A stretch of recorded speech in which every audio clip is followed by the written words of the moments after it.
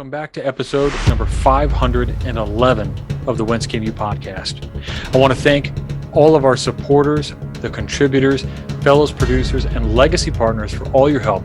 We can't do it without you. I want to invite you to check out the wcypodcast.com to see how you can help support this program and help us reach another 3 million potential brothers or current members of our fraternity or our folks just interested in Freemasonry. Now this week, we have not one, but two special guests, Brother Ian and Brother Dago of the Southern California Research Lodge's Fraternal Review, to talk about the latest issue of their magazine and some really cool surprises at the end of the interview. But before we get to that, I want to thank Scouters Lodge in Maryland for a great time, some great fellowship, and some great conversation. Now, here is the magazine, and here's that interview. I hope you enjoy. All right, everybody, welcome back to this special episode of the Whence podcast. We're here this evening with two special guests, not one, but two. We've got Brother Ian and Brother Dago from the Southern California Research Lodge in this special, amazing, super cool episode. Why did I have these guys on? Well, we'll get to that in just a minute. But first, I want to head on over to Brother Dago Rodriguez and say thanks for coming on. Thanks for making some time to talk to us this evening. And welcome to the program. Thank you, brother. Happy to be here. And over to Brother Ian. Thank you. Yeah, it's a pleasure. Really excited. So the reason we have to have you guys on is because you guys did something pretty fantastic. Now, the Southern California Research Lodge has done some really amazing things since I've been in Freemasonry. It's not, when most research lodges at the end of the year, they put out their transactions of their publication, and it's like 20 pages stapled, and it's, something cool, whatever, like this. And that's great. But you guys have taken it to the next level, and we'll talk a little bit about that too. But first of all, what we're talking about is this particular issue. If y'all can see it, if we release video for this, this is the Southern California Research Lodge Fraternal Review, the latest issue, which is all about the top 10 Masonic books of the Millennium so far. So first and foremost, what prompted you guys to all do something this ambitious as a best books so far? You guys have done best books in the past, and those have drawn a lot of people to vote for those books and things. But what got you thinking, like, why a best book so far? Ian? Awesome question. Great place to start, right? Why did we do this? Well, as you pointed out, it's been some time since we did our last issue on top books. I think it was 2016 when we did the top 10 Masonic books, the top 10 esoteric authors. And I personally felt that, Masons and non-Masons look to Fraternal Review really for guidance and direction. So we've all seen these standardized lists, right? We're talking about the Mackeys, the Pikes, the Manly P. Halls, and in a way, it's a bit of a tired list. So we wanted something new. We wanted something accessible for the younger generations of Masons. And we wanted to do it in a way that, without compromise or equivocation, that it was truly worth its salt when it came to Masonic education. We felt like we needed something fresh and something that the new up-and-coming Masons could really take as guidance and direction on continued education. Yeah, and also to piggyback on that, I think that we've also been asked several times, like, what are the books that are more new, more modern, coming out in Masonry that you recommend that we can read? And that also helped inspire this list. And according to Brother Jeriel Smith, the former master of the Research Lodge, who was instrumental in editing this issue of the top 10 Masonic books of the new millennium, writes in his foreword, it was also during the pandemic that more Masons were at home reading and paying more attention to the literature that they were collecting in Masonry. And we really wanted to get an idea of what were the new things that they were reading, what were the new things that they were buying on Amazon or wherever that caught their interest in the craft. And that was something else that helped inspire this issue. I loved both of your points there, specifically to call out to two things. Brother Ian, you had mentioned that some of these book lists are really tired. And, Yes. as much as we love them, they are quite tired. And if we're completely honest, a lot of the information that has propagated through Freemasonry in the last, you could say 100 years really, is one or two authors who have been cited and republished and cited and republished. For instance, anybody who's got several sets of Masonic history books, only to find out that the single source is Albert Mackey. And on top of that, a lot of the information that is presented in those texts is not always as up to date as it needs to be. And what That's I mean true. is, you're looking at historical facts that are explored 100 years ago, maybe more, and now compared with more modern discoveries, more older discoveries, and just exposés and all kinds of things that we're writing about now, that actually have a better and easier, I would say, like, flow of information to come out of them. Like the language is completely different almost, and in some of the way things are written too. So it makes it that much more accessible for the modern day reader. And then to Brother Dago, your point that so many brothers now are picking up books. And you used a word that I wanted to harp on here for just a moment, and that is collecting. Like, I've got all these books. I have not read all of these books. I have read something from every one of these books, but I've not read them all the way through. But I'm also a collector of books too.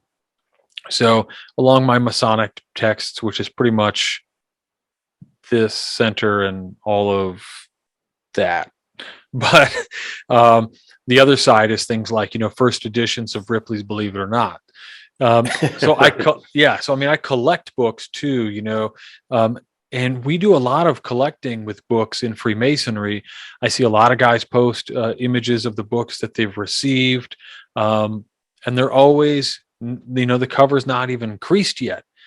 And what I would love to see more of is brothers posting their highlights. I would love to see brothers, writing in the margins of their books. And they're like, oh my God, why would you write in the margin? Because it's your book. Make it your own. But really taking the time to look into those books and read those books and make them a part of your Masonic journey, and not just collecting dust on the shelf, or grabbing 10 hearts on Instagram or something. So definitely critical thing there. Brothers are definitely picking up books and reading them more often. Yeah, and on that note, a lot of these, like, old collector items, if you will, these older texts and manuscripts, you don't want to write in the margins because it costs you an arm and a leg to collect them and put them on your shelf. And so they become these ornaments of our craft, and in some way we feel like they embody our stature, or our literary accomplishments that we've attained. But we are not really interacting with the text. We're not really using them as tools of our craft the way that we should. So in a way, a lot of these, newer texts of the new millennium, they don't cost a fortune. Most of them, if not all, correct me if I'm wrong, are paperback, right? So you can maybe feel a little bit more inclined to scribble in them, draw on them, add the reflection. And I would add to your point too, not just post those highlights, but post your reflections on those highlights. Share with others what you're truly gaining from that experience of absorbing the text, absorbing the language and the education, and share it with others, because I think that's also part of that learning experience that we all need to feel. I had an English teacher that would tell us, if you find a book that's highlighted and marked on the edges, don't dismiss it. Actually take it, because it actually increases the value of the book. And a lot of us were like, what? But it's all used up. But I mean, it's to this point, right? That it's what you're learning that you're highlighting and writing on the sides, and that is what the value that you're getting out of this book. The true value. Yeah, it's a great idea and a great way to approach it. But I think this is also how the Fraternal Review has always laid itself out, where it's fragments of highlights of books and articles that are published within the Fraternal Review to entice you. And if you want to further explore it, this is why we have the annotations at the bottom for you to go purchase that book, go on that website and read further and explore it more if you are really intrigued by it. And I think you guys have done a great job over the years of doing that. I mean, the way you guys present materials and say, it's almost like, here's a taste. If you like this, you can make it at home, and I really appreciate the way you guys have done that. Thank you. Yeah, absolutely. So along the way, it comes with a critique too. If I could just jump in here again, absolutely. I think this was part of the thesis statement of this issue, is that we don't want to just make clickbait for people. Oh, it's the latest list. This is Fraternal Review trying to add some sizzle or some sensation to bring readers in, or in some way capture their attention without really delivering valuable Masonic education. I think Fraternal Review at times, because of some of the progressive topics we take on, has received that critique. And so coming out with the top 10 list, we wanted to make sure that it really held up to other Masonic scholars, and ensure that these authors felt that they were a part of a reputable list.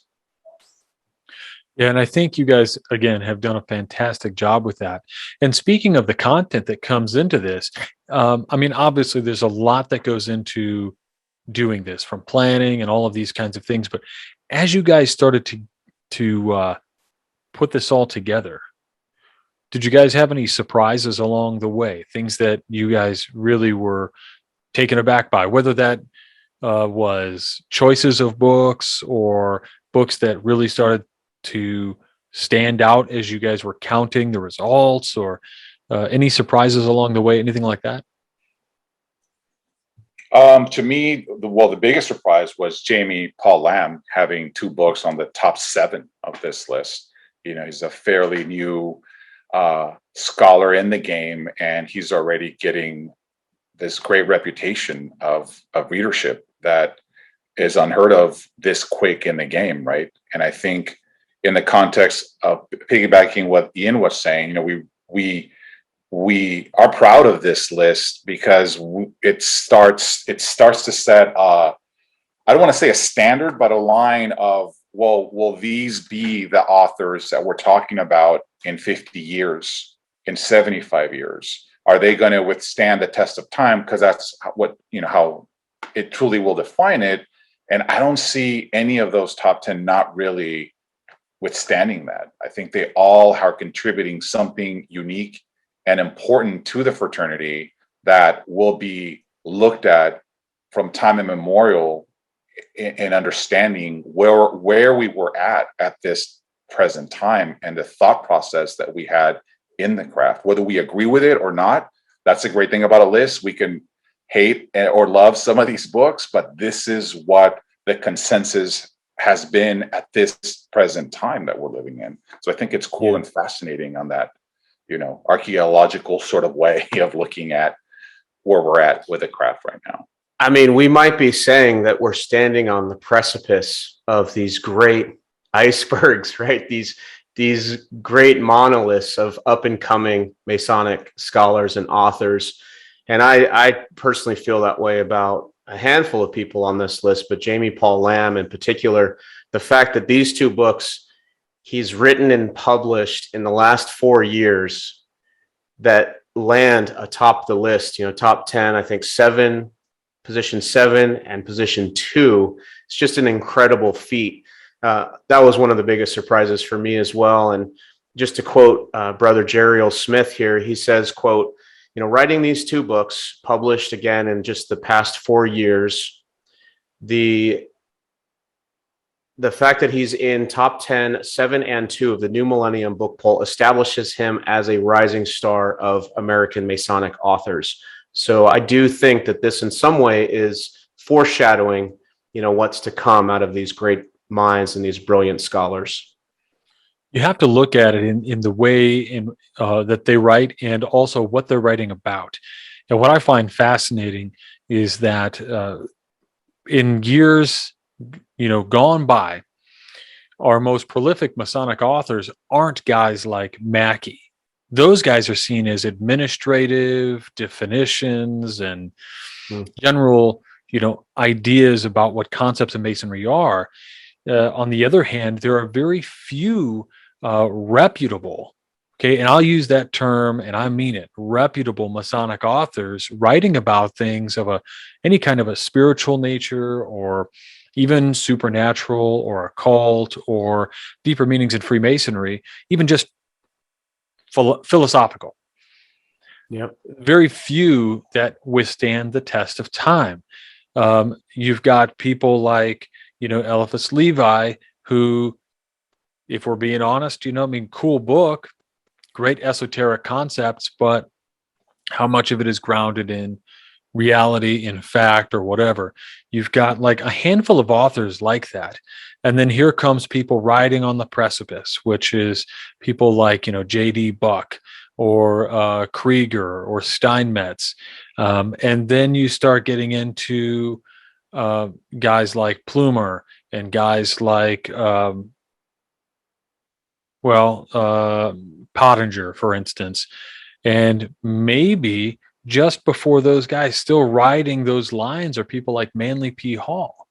And what's so wild to me is people loved those books, and we're always having to go back to those books to get what we want.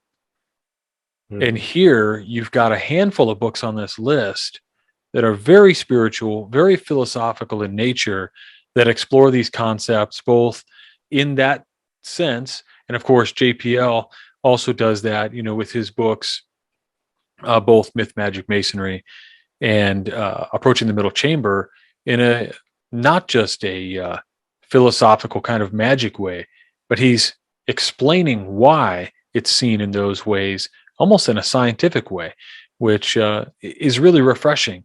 And so those people now who are going to the past to get what they want now have a contemporary source for a lot of the same materials. And it's probably really refreshing. Yeah, absolutely. And in some ways, it might be just a sign of the times too. Brother Michael Jarzabek, who's guest edited for Fraternal Review now for a handful of times, he discusses this idea of where were all the good Masons, right? Good Masons in dark times. So coming out of COVID, coming out of lockdown, doing some of that deeper introspection, that interpersonal reflection, and some of those spiritual or philosophical pursuits. Maybe this list in some ways is a reflection of what we have all been feeling over the last couple of years. So only time will tell, but to your point, brother, I think that maybe there's some of that at play as well. Yeah, and I agree with you in there that it's like a very somewhat post-pandemic analysis of where we are, the state of mind that we are in, right? I think what COVID, if there's anything it's taught us, it's that really to reflect on what's important in our lives and what matters. And a lot of Masonry is the important meat and potatoes of it, is that introspection, the understanding of the self, knowing thyself. And a majority, if not all of these books, tap on that idea. And I think this is why they landed on this list. Yeah, that's right.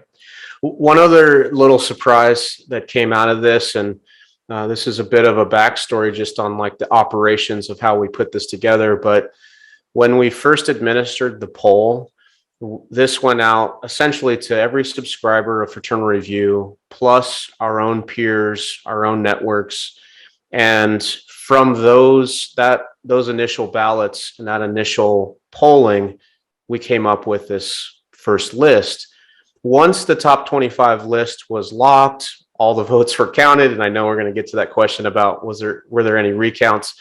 We then sent out an announcement to all of those authors, and we asked them, those Masons and people who had made the list, re-rank these based on your own ranking. So now you had like basically the authors from the list then doing their own peer review, and Observing the Craft actually was twice selected, both by the general audience, if you will, and then again by his peers. And to me, that was very surprising. I actually expected that there was going to be some like discrepancy between what the authors deemed as number one and what the general public deemed as number one. And, you know, how are we going to reconcile that? Now, hey, brother, here's the number one choice. You should read this, but just so you know, the authors actually think this other one is better.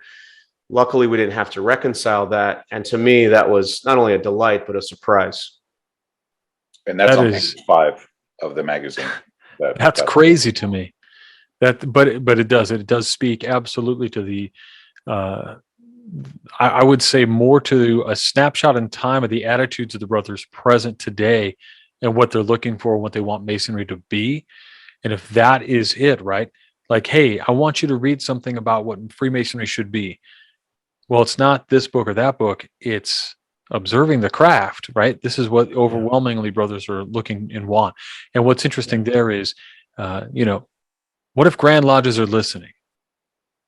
Maybe they could read that book and take some hints at perhaps what our craft could potentially offer if we took things maybe a little bit more serious.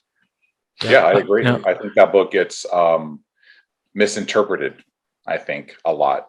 And I think the fundamental thing with Observing the Craft is pay more attention to the details of your lodge, whether it's picking up the trash on the floor or giving a great impression in your ritual. Really pay attention to the details, because the love is in the details, and that's what people are going to remember. The brothers are going to remember, and they'll keep that love going in your lodge.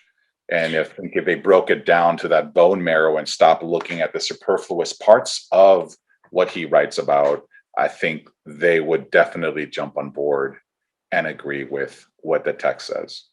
Yep. Now, let me ask this, because I want to ask you guys, can we just pitch a TV show here? Let's pitch Kitchen Nightmares.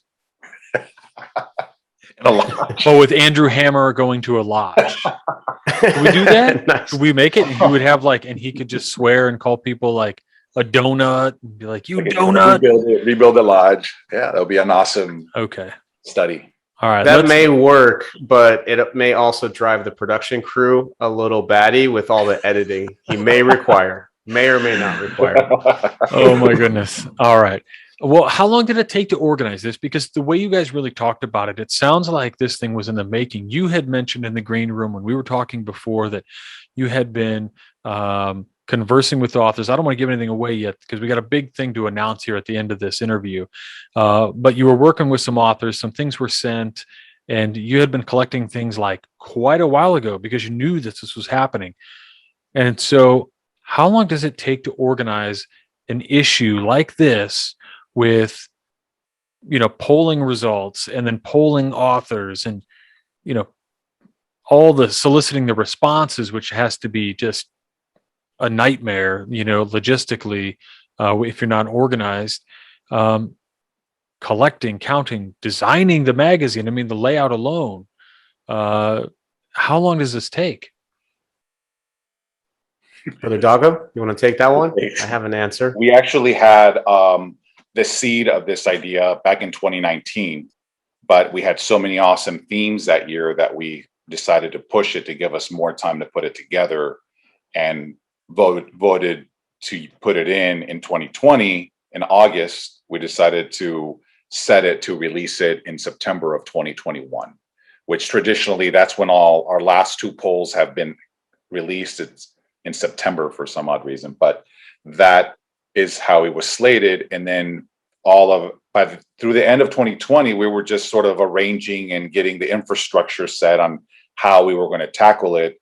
before unleashing it in, I think the first ballots went out in February of this year, because we didn't want to give everybody too much time, because they would just set it aside and not really submit anything. But we did paper ballots, and then Ian set up the website to be able to just log it all in through the computer, through the website, and collect the data that way. And then around, I think the deadline was June 1st, I think, or May 1st. One of those two, it was a closing deadline. And then Jeriel painstakingly sat there for 2 weeks, putting it all together, counting it. Then I think Brother Doug showed up and checked and balanced that. And then I think John Salito showed up and checked and balanced that. And then they came up with the top 25 books from there. And Incredible. then we had to, then right away, the idea for the thing that we're going to talk about at the end was already in the, it was already imagined, right? You have these phantasmical ideas, or at least that's how I think, let's go 110%. And if we hit 90% or 80%, at least we got that close. So it wasn't really even sure it was going to happen until I communicated with the top 10 authors. I said, congratulations. We won't tell you what number you fell in, but you're on the top 10. And we'd like to send you a list of the top 25 that you can then vote on yourselves, because we want to create a different list with the authors picks list, and also answer a few questions on your behind the scenes process on the creation of your book. And can you mail us off 25 copies of your book that we'll buy if you can sign them, that'd be great. And then from the beginning of June all the way up until August 1st. Wow. All the books came together. And then just finding, the box alone was a big discussion. Oh, I bet. Yeah, when I think about putting together little craft projects, and again, you all might be going, "What? I hear some clues here going on to what maybe have happened."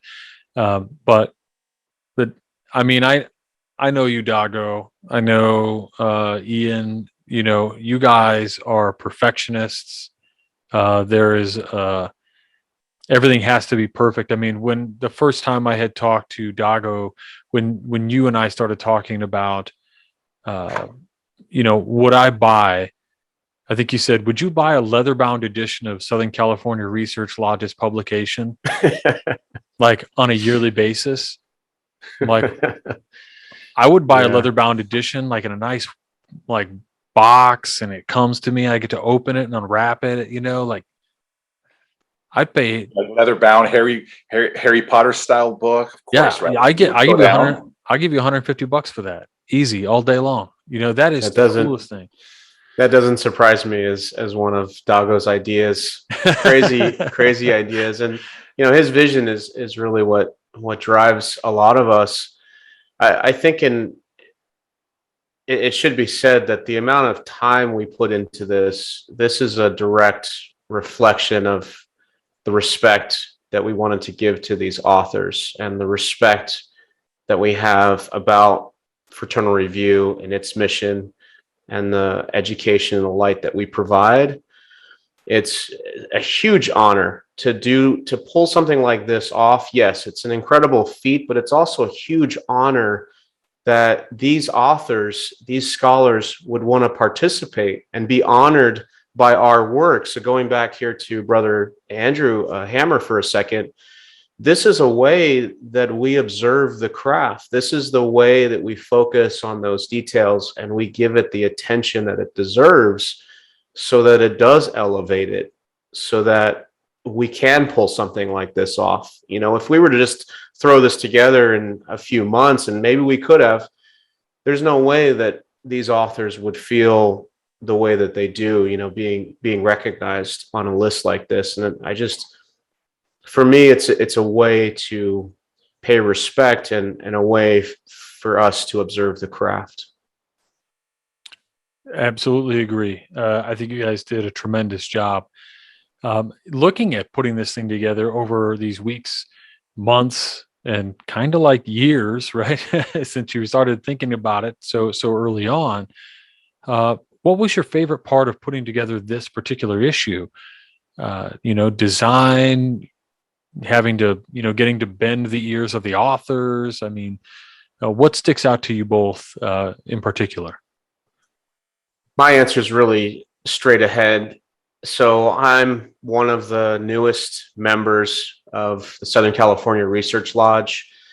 And I look up to these guys, right? The reason I joined the Southern California Research Lodge and became involved in helping produce and publish Fraternal Review is because I wanted to be like them.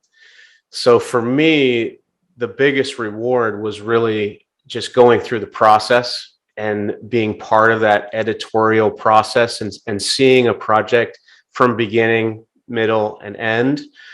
And it secretly, I'll just share now, I thought this was going to be the easiest thing to contribute to because it was process oriented, right? It's like, oh, I set up a poll, the votes come in, I do a book review. I've done book reviews before. Like I can do this. So this was a vehicle for me to actually access my own research and my own contribution to a lodge that really I aspired to be a member of, and a group of men who are doing incredible work. So that was the best part. And then to also be able to sit down with Brother Hammer and have a conversation and do that interview about his book, and to learn, what has gone into his way of thinking and his research and process approaching the book that he's published, to sit down with JPL and talk through approaching the middle chamber.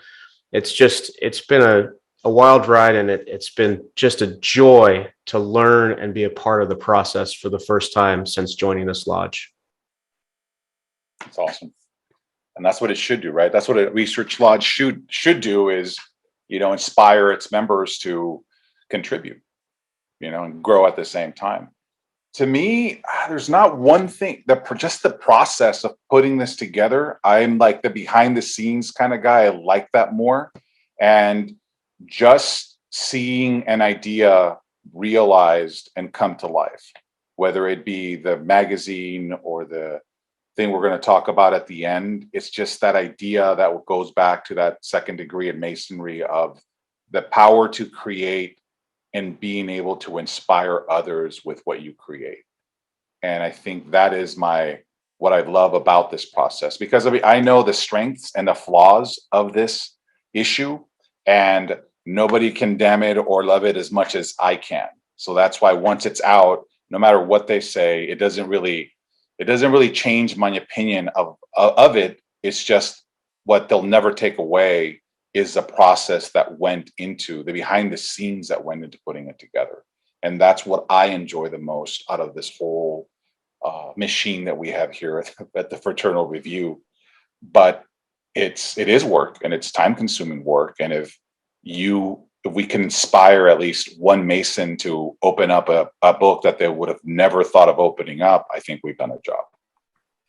I have to agree. I've seen, I watched you give a speech at the end of South Pasadena Masonic Lodge's Masonicon, and you could see just how much pride you had in watching the event come together the way you did.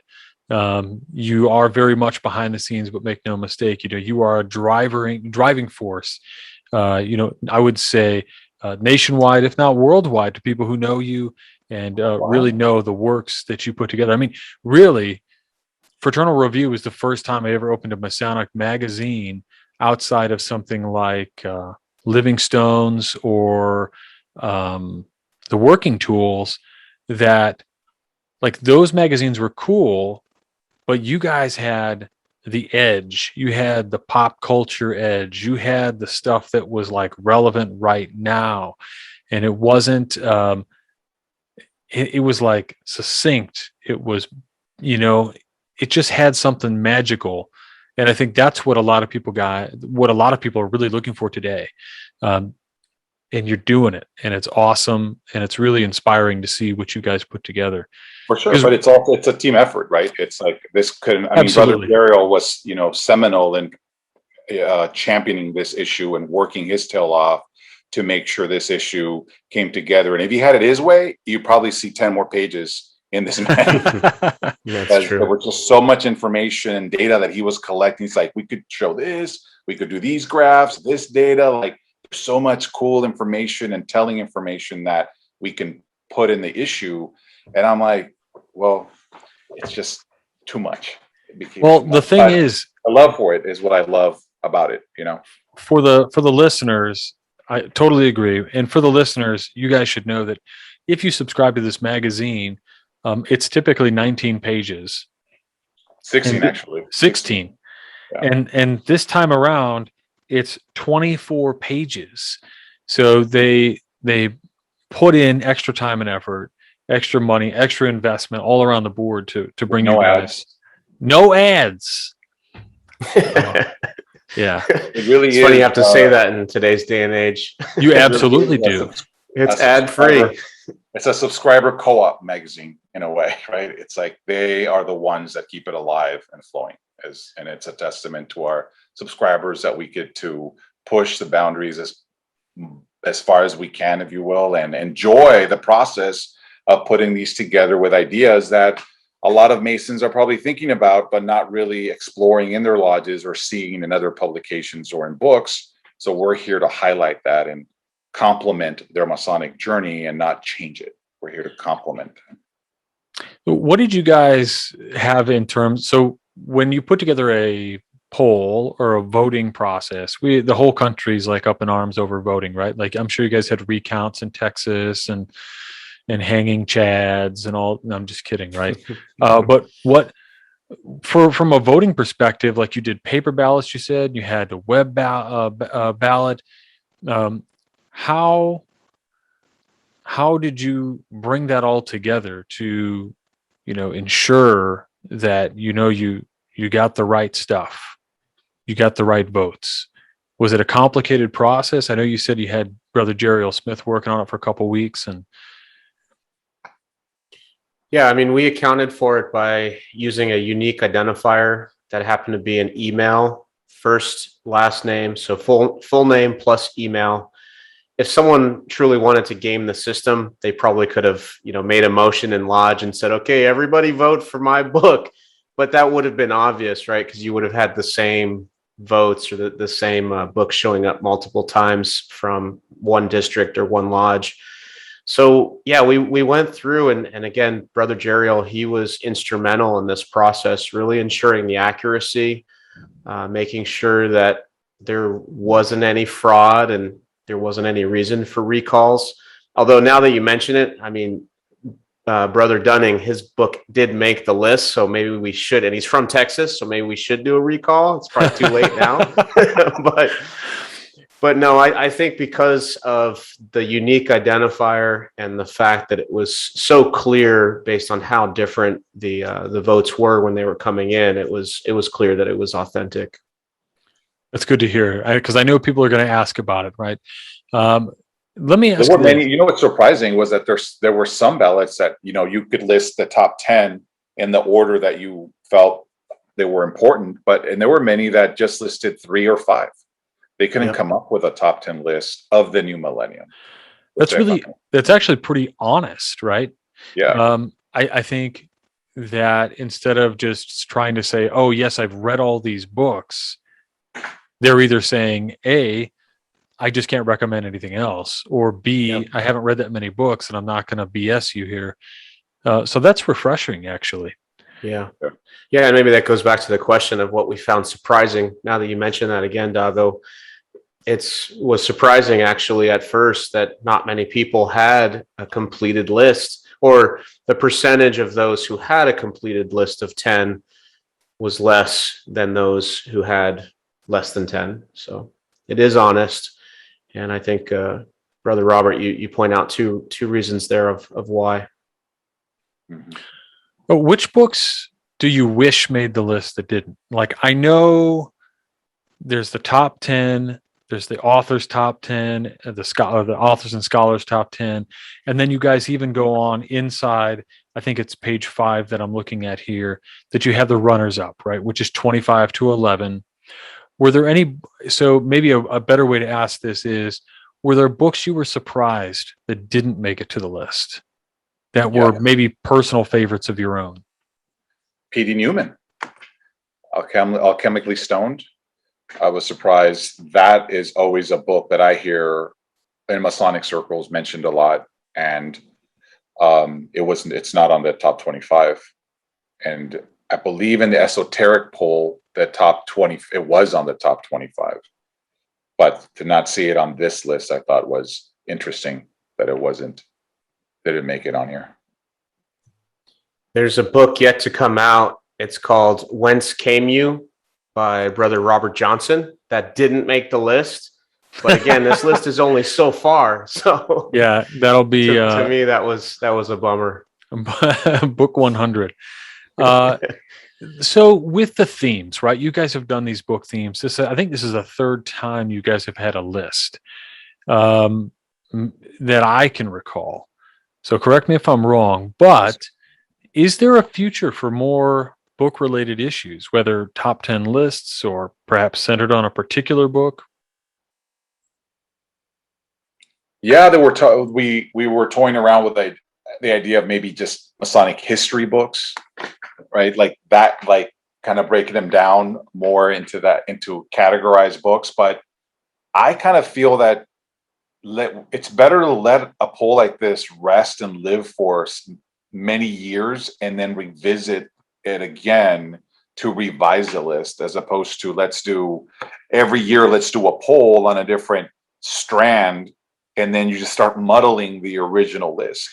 I'd like to go back to the 2016 poll on the top 10 books that every Mason should read when we did that poll in 2026, 10 years later, and see now with the esoteric poll we did and the new Millennium poll we did, how that would stir the pot on that top 10 list. And maybe 10 years from then, in 2036, if we're still around, or our younger brothers that come up are still into this, I would like to see that continue, so we can get a breath of how the mentality, right, the sensibility of the craft changed over the decades. So how crazy would it be that in the year 3000 we have like 10 of these polls, and that year, that at the end of this century, we realize and we have a history of how much Masonry evolved over the decades. I think that's the most important thing we can create out of this, without muddling and saying, well, next year let's do another one and another one. A, they're too much work, and B, I think you just saturate it too much, where it doesn't have the same potency and credibility as it did before. So I think if I'm still around here, I think this might be the last one until maybe 2026, 2027. In terms of a list. But again, going back to Brother Mike Jarzabek, he's actually pitched Fraternal Review on a couple topics that do take on literature. And, one book in particular, I'm not going to say which tells more of like an allegorical tale, the hero's journey, and how that relates to the Masonic experience, or the journey we go through as we progress through the first, second, and third degree. And we've done this a lot with movies, right, and pop culture, and I think taking on books, iconic books out of the literary history, or maybe even iconic books that are part of the pop culture, like Harry Potter, for example, and then focusing on some of those, taking those as like the object of introspection and reflection. That's possible. And so I know next year there will be at least one issue dedicated to a book or literature in general, but not necessarily a Masonic book as it is here on this. Fantastic. Yeah. Love the answers here. Let me ask this. Why are we as Masons really so focused on literature? And if I could ask a follow-up to that, perhaps, right, I'm thinking maybe we're so focused on literature because that's really the medium that we have access to, or that we've been really flooded into, or what we've had access to and to be able to use to reach the masses.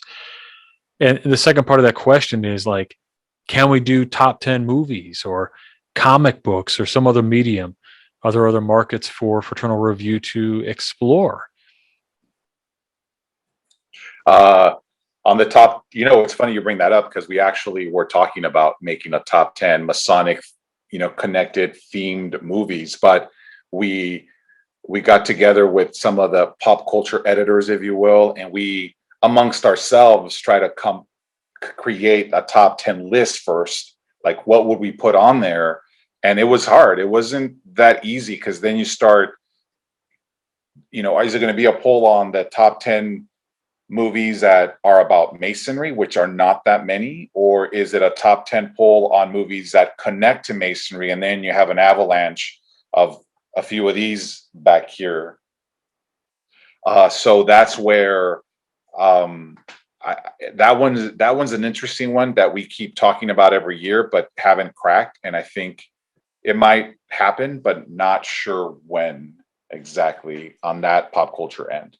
And I think we to your first part of the question, literature, I think as opposed to what, I think everything, in Masonry right now is, about the text and the written word. And there's that debate, right, on Masonic scholars that I just read recently in the social threads about, well, maybe we should have a committee that reads all these Masonic books that are coming out and puts a seal of approval that this is something that is not just well researched, but it's validated as a true and Masonic book, and not just something that somebody wrote at midnight one night for 2 days and they've got it published and now everybody's going to read it and this is the new holy grail of Masonry, right? So that I think it is an interesting place we're in now, because before it was difficult to find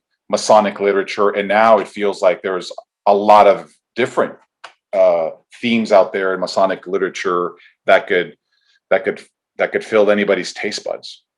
But what is important and what really connects with the craft is a question I ask myself. But then again, it's everybody's individual experience, really. It's what they're wanting. That's what they're connecting to. That's what they're going to read. And the more authors that we have out there with various points of views only goes to show up. It shows us that Masonry, the philosophy of it, is far reaching. And it encompasses a lot of different things, and it connects to different things if you really analyze it and stop and contemplate it. And I think that's a beautiful thing. Why should we criticize and object to, cut that out? We shouldn't. I think that and it stems from the written word. And I think if somebody can write a really cohesive, beautiful sentence, then, you got me sold on the literature, and I'll read it. And I think reading also makes you a stronger writer. And a lot of Masons out there are scared to write. I get officers that don't want to submit their trusted board articles because they're insecure about their writing. But I'm like, well, this is where you got to let it all. We could help you here. We could help you edit. We could make it stronger. But I think we don't want to lose that culture of having them stick their noses in books and reading, or an iPad to read a digital book, because it's an important part of history. So we were going to do a top 10 Masonic podcast, but we knew you would have slots 1, 2, and 3. So we ruled that one out. But maybe art would be one of the mediums that comes to mind. So, looking at whether it's paintings, etchings, illustration, I think that's fertile soil for continued research. I just wanted to add too on the question about literature, why are we so focused? So for me, what's great about a book is that it can actually transport you immediately through time, space, and it puts you like squarely within the lodge or the temple of that scholar's mind, right? So you don't have to call someone up, you don't have to get on a plane, like there's zero like barrier of entry. And then you can kind of sit in lodge in their mind, in that temple. And that becomes a very transformative experience to be able to connect with their thinking and their reflections and their philosophical frameworks and their understandings. The other thing that I think that's great about literature is that oftentimes when we sit down and we have a discussion with someone, there's like this expectation that in this dialogue, my point is going to be better than your point, and we're going to touche each other, like who's going to come out on top on this dialogue.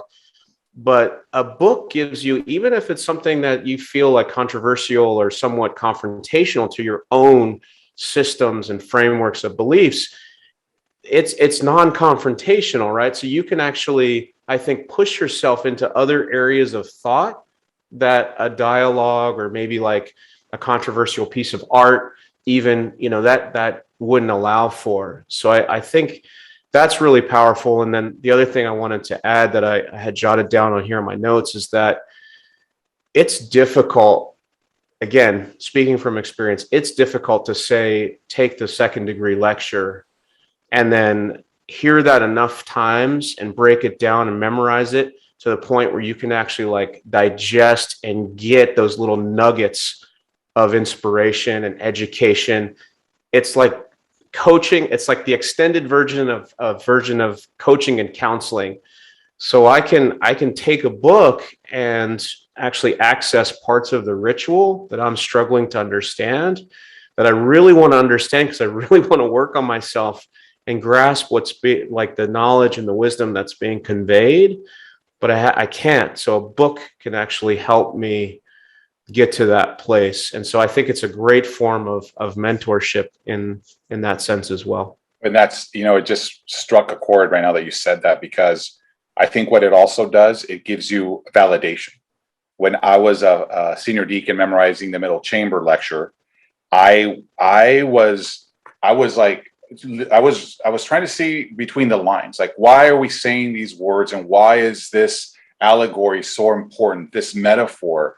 Why after 300 years are we still repeating or more a lot of this information, and why does it really matter, and why should I connect to it? So I actually ended up going with Brother Marco Garcia to the Philosophical Research Center with these crazy ideas on how I was interpreting the second degree, and opened up a few books on that broke down the second degree, and go, look, here it is. What I was telling you, I wasn't crazy or far off. Somebody was thinking the very same thing 50, 60 years ago that I'm thinking as I'm reciting this lecture. So wow, like in this book is that proof that I wasn't wrong in the way I was thinking about the lecture.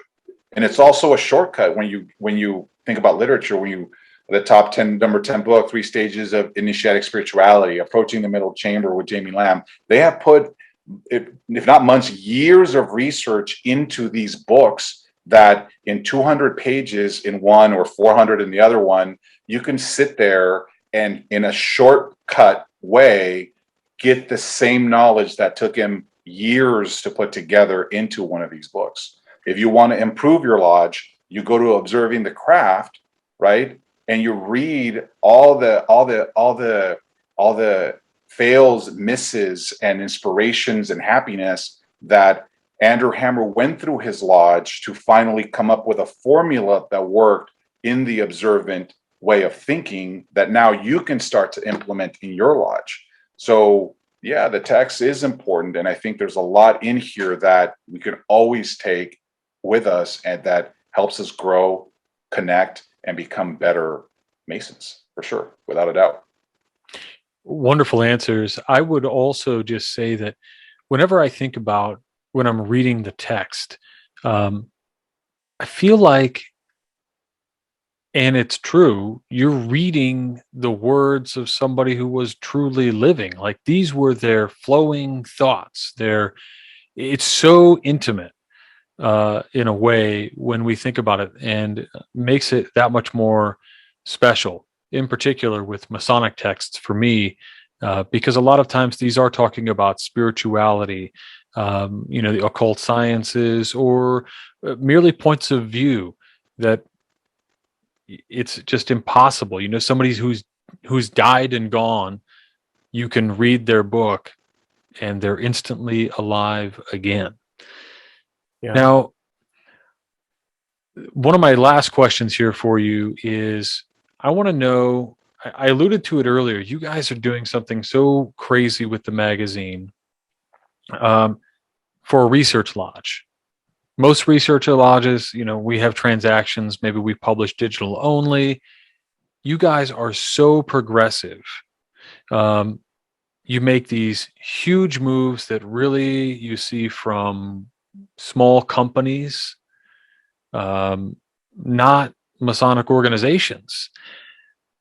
A research lodge that puts to shame Grand Lodge magazines. I'm not saying California Freemason magazine. I love that magazine. It's really great. But others, right? What drives this? And really, it's, sometimes people derive more value out of your magazine than they do out of their membership in their Blue Lodge. What drives this progressive nature that you guys have? Like, who was the first person to say, no, we're not just going to print it on white paper and staple it? Like, what happened?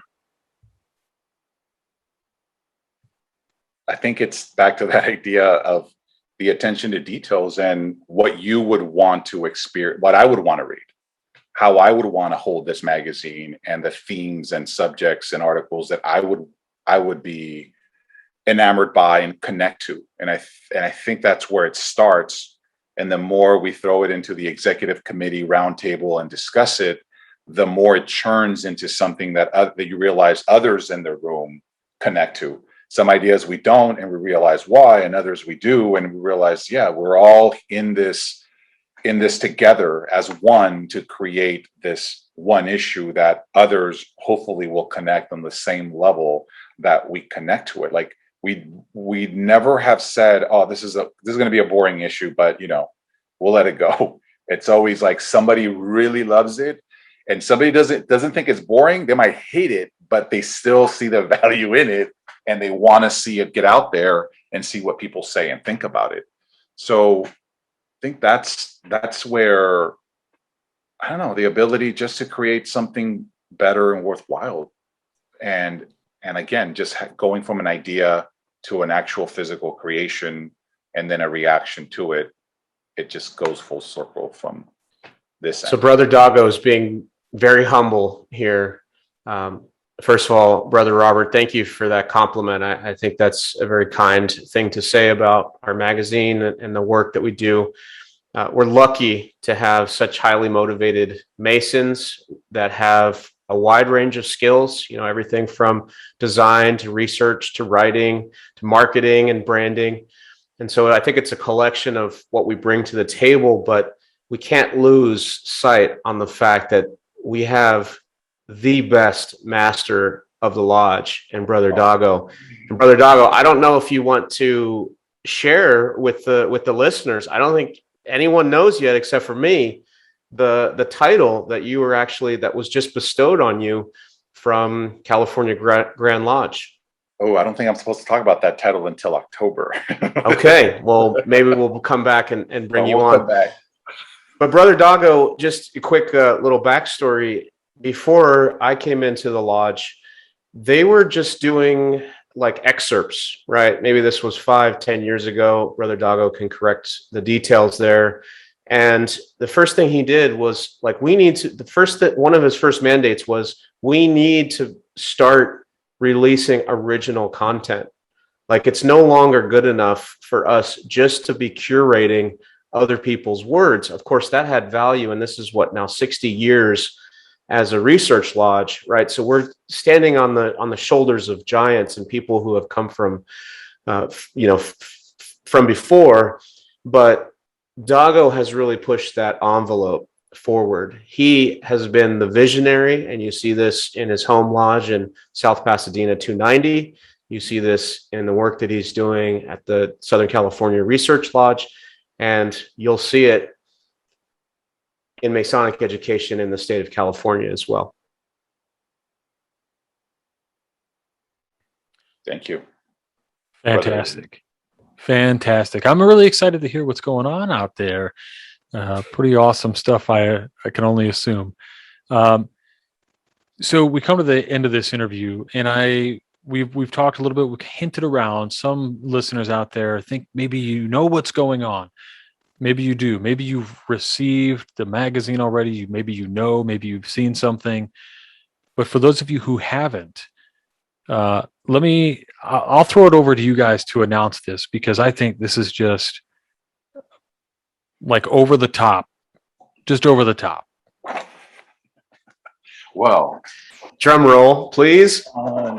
Da-da-da-da-da-da. look at this. Look at this. The New Millennium book collection.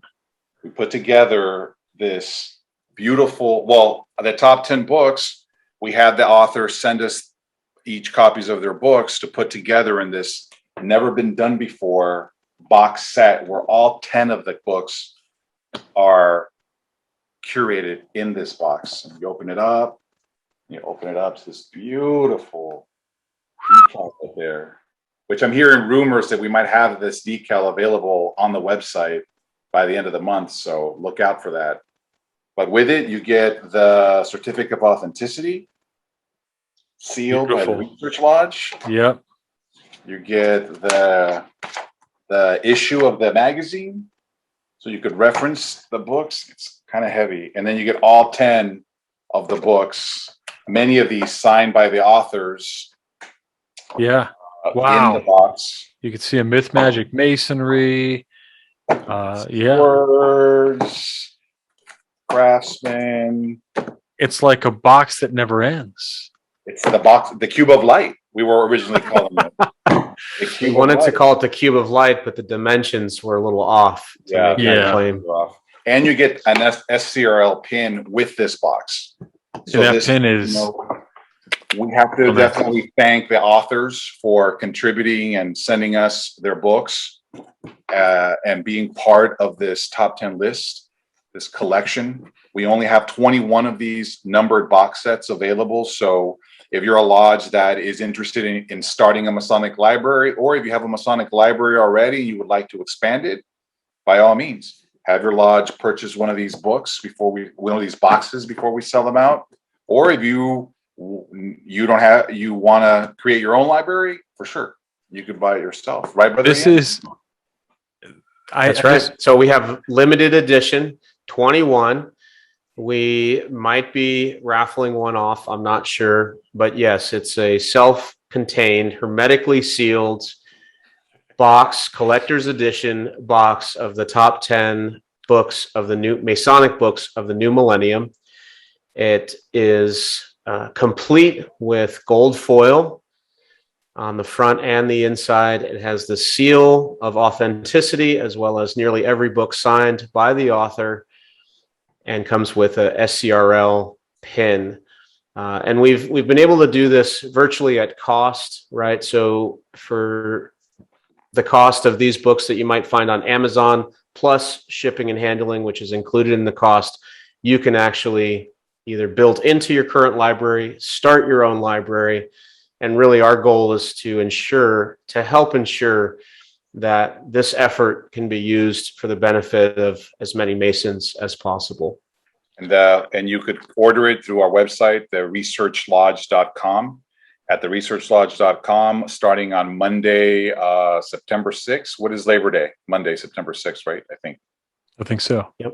I think that's what we put in the back of the. That's when it'll be of it. The button will be there to order the box set that will include shipping, and it'll be all yours.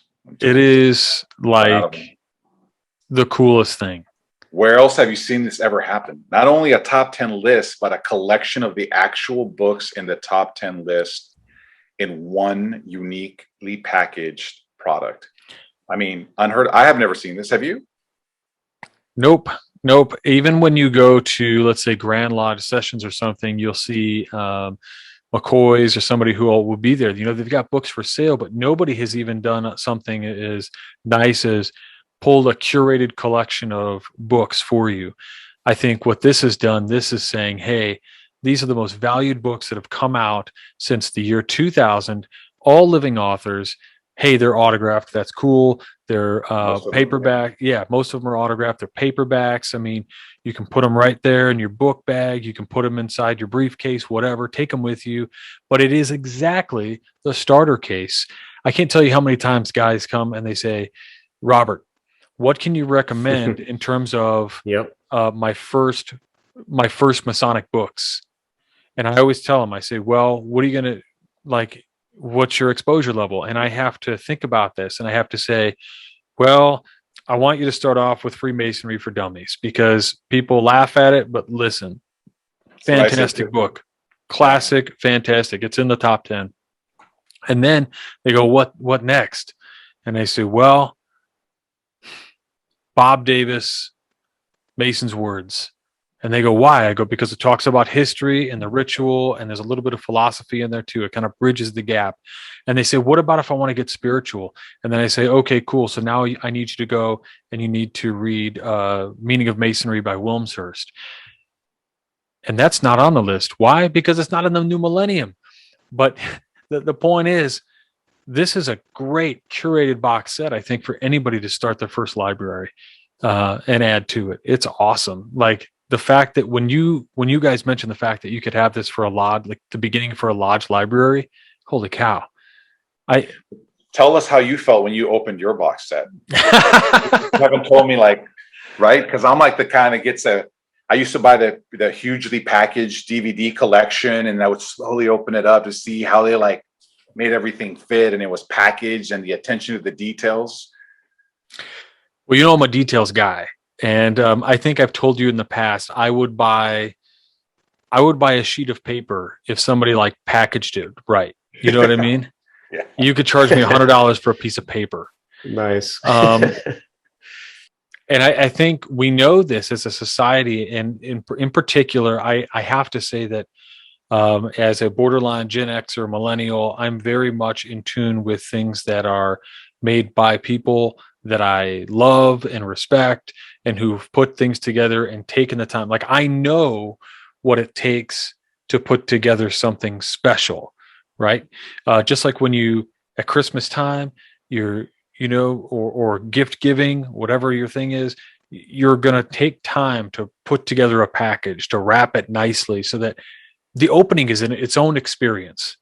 And I did. I got this box set, and like, I had no idea. I didn't know what books were on the list yet. I opened the box, and the first thing I see is the certificate of authenticity, the gold foil top. I open it up. Holy cow. It's awesome, right? The box alone, this real sleek black box. It's like super classic. Open the box, inside, authenticity. Then I get the magazine, which is this one right here. This is the one that was in the box. And I didn't even know who the number one author was yet. The next day I set it aside, but you should have seen me, right? Like, I have like this leather desk pad. I'm setting everything there next to the desk pad. I'm like, okay. Ooh, Chuck's book. Ooh, Observing the Craft. Oh, I'm just going through, and I own a couple of the books already, but what my plan to do is I'm going to take the books that I have that are duplicates, and those are going to go to my lodge library. And like, so cool. I mean, it was class in a box. I'll tell you that. It was awesome. And you guys, by the time this has come out, maybe you guys have already seen the Instagram video that I took when I went to unbox it. I had my wife actually film it, and it was so cool. And I have to say thanks, man. You guys are amazing. You guys really went just over the top, ridiculous with this thing. Thank you for always showing us love and appreciation. We really appreciate the love you show the Fraternal Review, and it doesn't go unnoticed. I'll tell you that. Yeah, just to echo that. Thank you, Brother Robert. You've always supported us in the best light, and your contributions to Masonic education. I mean, this is the 515th or 511th episode. So this is a testament. This is just a way for us to mirror back some of the respect and admiration we have for you and your work. Very much appreciated. I mean, as you guys had mentioned, this is a team effort, regardless if you're working for Southern California Research Lodge, or you're a Masonic author out there, or a podcaster, doing your thing. I think all of us pulling together to bring Masonic education and bring bring people into this fraternity who are focused on, leaving the world a better place than we came into it through our own actions, then by our families, our communities, and the world at large. And you guys are certainly pulling your weight in that respect. And you guys at the beginning of this, you kind of you gave kind of a little shout out to Brother Jeriel Smith. And I know you had mentioned he's been such a driving force behind the Southern California Research Lodge as well. And so if you guys have anything to add, but I know I would also thank Brother Jeriel Smith too. No, we love Brother Jeriel, and he was instrumental in wanting to see this issue realized, and he did. And that's that's a testament to his curiosity and ambition with the Southern California Research Lodge and the Fraternal Review, and his effort to continuously promote Masonic education. He is no pencil whipper either. I have submitted articles to you, and I got his feedback on some of the things, and he let me know when he disagreed with something, and he was correct in his disagreements, which is just awesome to have somebody who actually pays attention, because so many times people will submit something and it just flies right through. It's awesome to know that there's people like you guys really working. Thank you. Thank you. Well, I want to thank you two both for joining me in this special episode. I want to thank everybody out there listening, watching on YouTube.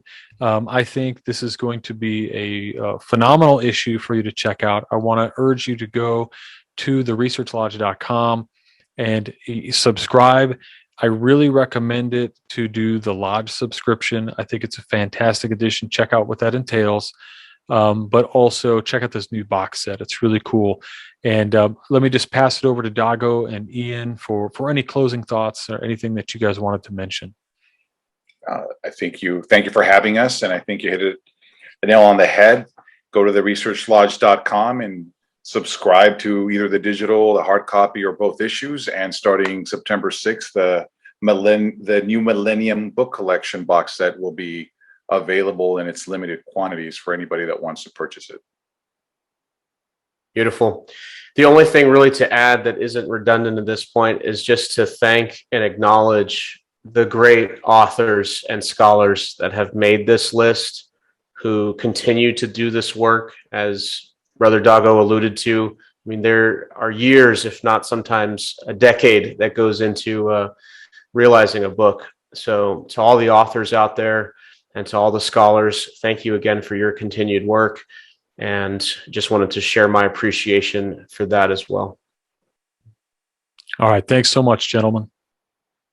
Thank you. All right. I want to thank Brother Dago and Brother Ian for spending the evening with me late at night, I know, in the middle of the week, to talk about the latest issue of the Southern California Research Lodge Fraternal Review. So if that interests you, again, please check out theresearchlodge.com. Check out those lodge subscriptions, but that awesome, glorious box set is just astounding. Again, if you haven't checked it out, I'll link the Instagram post and Facebook post so that you can see that box set and what it really looks like up close and personal.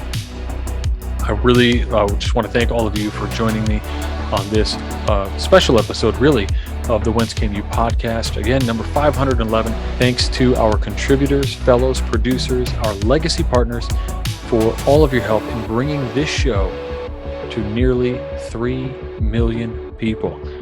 It's quite an accomplishment. So until next week, stay on the level. For Whence Came You, I'm Robert Johnson. Take care.